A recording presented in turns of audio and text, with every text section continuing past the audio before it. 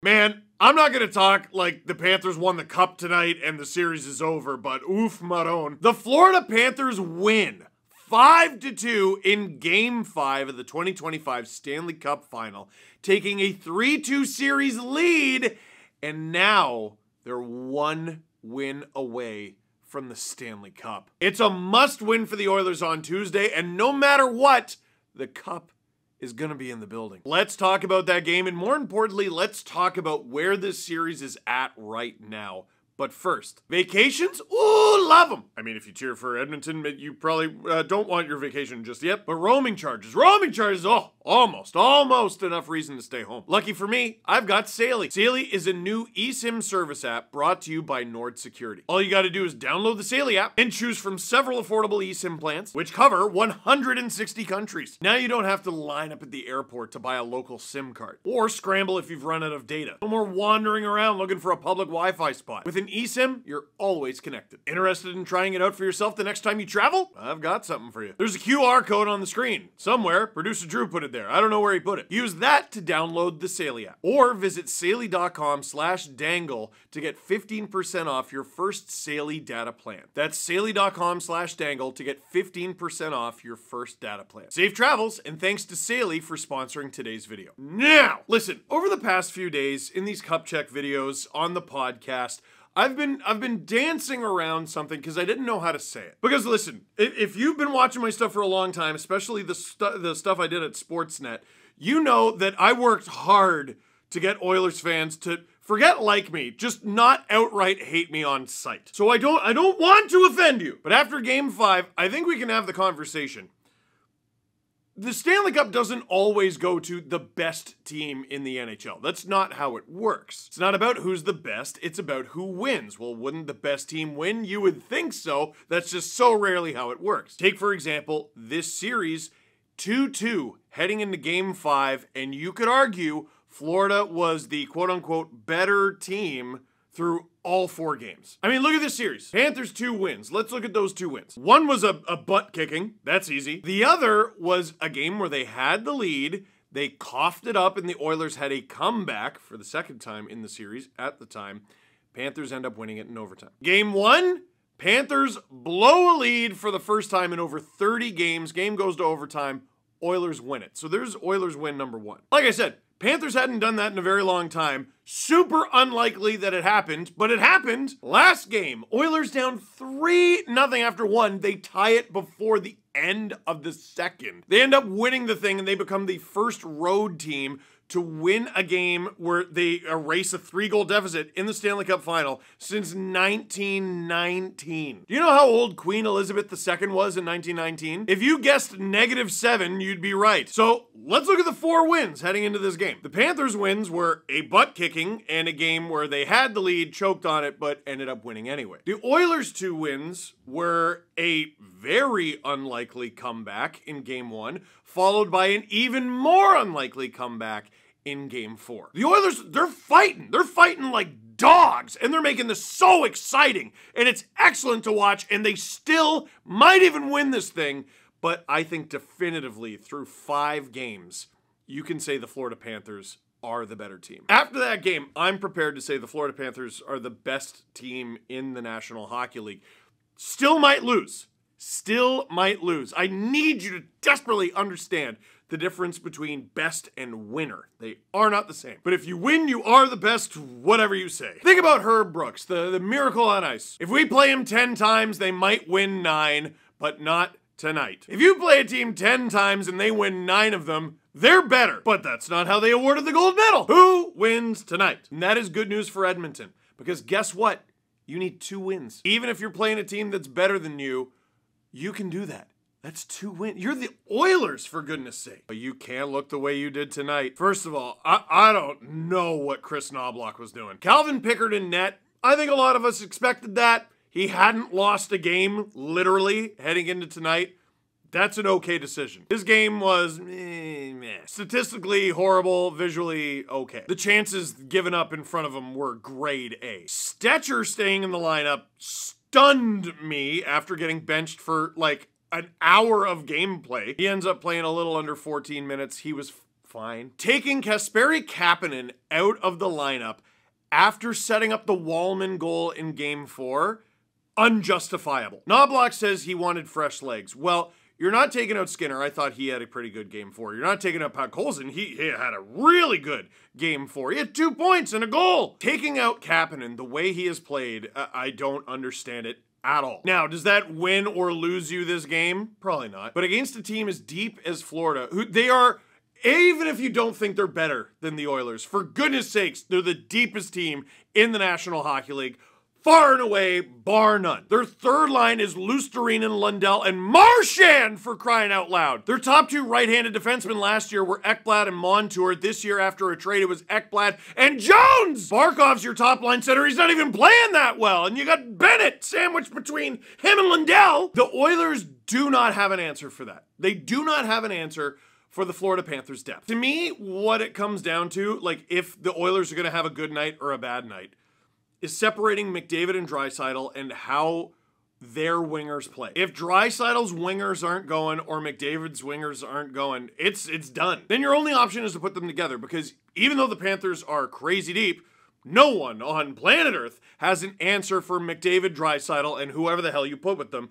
Usually it'd be Zach Hyman, and it's such a huge loss for that team. But oh well, the games continue and you have to play. But then once you play those two together, now you got probably at least 2 consecutive shifts of not them going out there. Most of the time, the Panthers feast. The Panthers eat you alive. You know in The Lion King, sorry for spoilers coming up for a movie that came out in the early to mid 90s, but at the end of the movie, it is heavily implied by the shadows that a bunch of hyenas rip Scar limb from limb. That is what it's like playing the Florida Panthers. They sit back, they're patient, all while somehow being incredibly aggressive and relentless. If McDavid buries on one of those chances early in the game, who knows, maybe the complexion's a little different.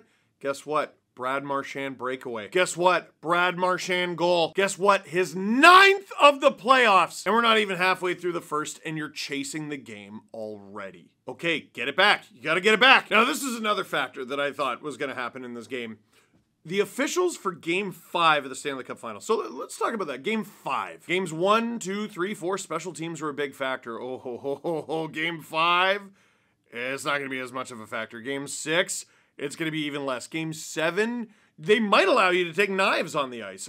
More than just your skates, like ones you can hold in your hands. Game 7 of the Stanley Cup Final, refs will allow you to commit vehicular tax fraud on the ice. And Seth Jones takes an interference call on Janmark. This is a gift. It's staring you right in the face. This is your chance. They don't even get a shot. Shortly after the kill, Tkachuk gets a shot. It's blocked. Hooray.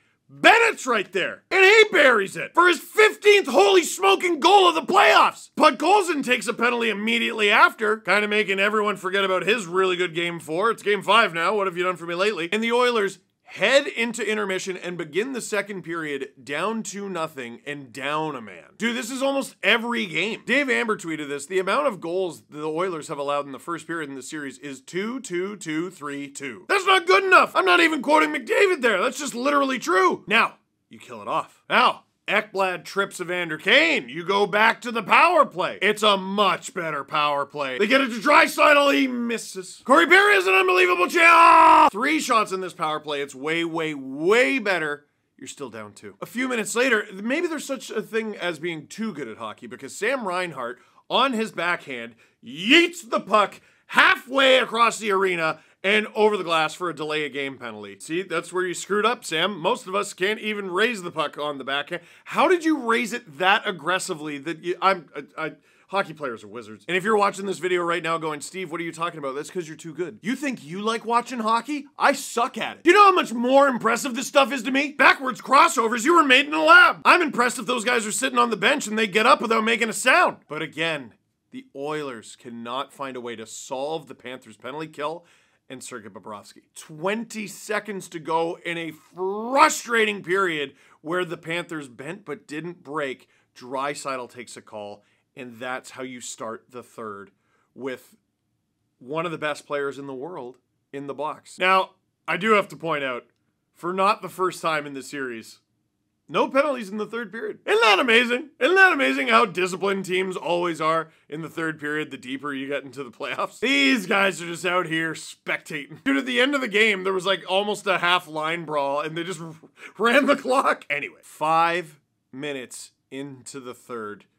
I don't know how a chill doesn't crawl up your spine if you cheer for the Oilers. Offensive zone draw. You're in good shape. Puck goes the other way, but you got guys back. You're in good shape. Marchand has the puck on the outside of Jake Wallman. You're in good... Oh! Marchand windmills Jake Wallman. I'm going to remind everyone, in the Stanley Cup final, windmill dekes the guy, pulls it off, and finishes the 37-year-old's 10th of the playoffs as Brad Marchand lights another human being on actual fire on national television. It doesn't even get so much as a 2-minute minor for it. Now it's 3-0 Florida, and there's no way Edmonton can come back in this game. 2 minutes later, Connor McDavid scores. You know what? They got a shot. Man, that building got loud. That was such an unreal play to keep it alive. McDavid and Ekholm and Bouchard, and McDavid finishes it off. It's a great move. It's a great goal. The building is rocking. They can do it again. Under a minute later, Sam Reinhart is left completely alone in front of the Oilers' net. Barkov steals it off Perry. He feeds one of the greatest goal scorers on planet Earth, and he makes no mistake. And I mean, that's it. That's the dagger. For a team that has had the comeback magic, they didn't look like they had it. The body language was awful and depressing.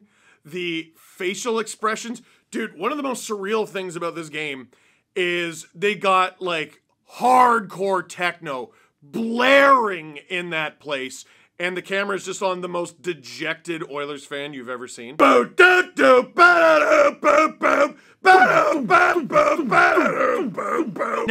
this is the aura of the Edmonton Oilers. There's less than 4 minutes to go, and Corey Perry, who is bloody 40, puts up his 10th of the playoffs. Just a long-distance shot that Bobrovsky never sees. It's 4-2. If anybody on planet Earth can do it, it's these guys. But with about 90 seconds to go, tell me it's not Marchand! Okay, it wasn't. It was Luostarinen. Empty netter. That's it. Now, the reason I'm talking so much about the Oilers and how this series pertains to them, I think this is pretty straightforward for the Panthers. Like, oh, what do the Panthers need to do in Game 6?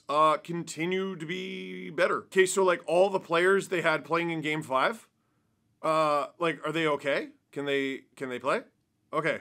Oh, well then I think you're fine then. Same starting goalie, same 6D, same 12 forwards. I think you'll be okay. It's going to be a very not tightly called game. You're going to be able to get away with a little bit of interference. You're going to be able to get away with a little bit of stick work. Cross-checking is allowed. Stay out of the box. Don't be stupid. Buckle up when Leon and Connor are out there at the same time. That's it. It's very simple. If you're Edmonton going back to Florida, where you have won a hockey game, what do? What was your strategy the last time you beat Florida? What was it built into your strategy to go down 3-0? Florida maybe sat back a little bit too much. Well, we know they're not going to do that again. Case in point, this game. To me, the real answer isn't really analytical at all. Connor needs to be Connor. The best version of Connor. He can't get his first shot on goal in the game in the third period. And I know he scored. That can't happen. Leon Draisaitl has to be lethal and automatic. I know he had some great scoring chances in this game. They got to go in. All of them. And for goodness sakes, they can't be alone in this. They got to figure out what the heck they're doing on D, play the wheels off of Ekholm and Bouchard, and maybe a little bit of Nurse. Ryan Nugent-Hopkins has to have the best game of his career. Corey Perry has to somehow find an 11th at 40 years old. Evander Kane needs to build off of this game. He wasn't a net negative. He wasn't in the box half the game and in the box for goals against. He was generating calls. Connor Brown's got to be better than we've seen. Kapanen, I think, has to be back in the lineup. I don't know how the options are second line or out. Whatever you did to tie up the series last year, you got to do all that and then some, because the Panthers are ready for it this time. Now, we've also seen this before. I hate to always bring up the Leafs, but they did play the Panthers.